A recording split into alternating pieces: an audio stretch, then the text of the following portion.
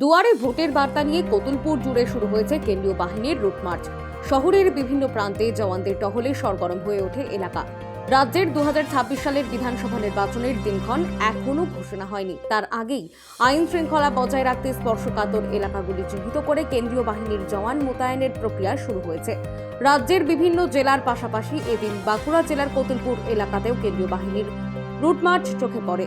এদিন কোতুলপুর থানা এলাকায় কেন্দ্রীয় বাহিনীর রুট মার্চ ও টহল দেয়।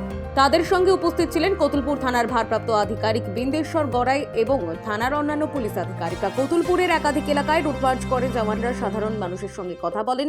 ভোটের আগে বা ভোটের সময় এলাকায় কোনো সমস্যা রয়েছে কিনা, কেউ ভয়ভীতি প্রদর্শন করছে কিনা সে বিষয়ে খোঁজ খবর নেওয়া হয়। এদিন কোতুলপুর থানার ভারপ্রাপ্ত আধিকারিককে বেশ সক্রিয় ভূমিকায় দেখা যায়। তিনি নিজে সাধারণ মানুষের কাছে গিয়ে জানতে চান কেউ কোনো রকম অশান্তি বা ডিস্টার্ব করছে কিনা, সাধারণ মানুষ যাতে নির্বিঘ্নে ভোট দিতে পারেন এবং তাদের মনে কোনো ভয় না থাকে সে বিষয়েও ছিল প্রশাসনের বিশেষ নজর। ভোট যত এগিয়ে আসছে ততই প্রশাসনের প্রস্তুতিও জোরদার হচ্ছে। কোতুলপুর জুড়ে কেন্দ্রীয় বাহিনীর এই রুট মার্চ সেই প্রস্তুতিরই অংশ বলে মনে করছেন ওয়াকিবহল মহল। বাঁকুড়া কোতুলপুর থেকে সুচিন্ত গোস্বামীর রিপোর্ট, বঙ্গলেখনী।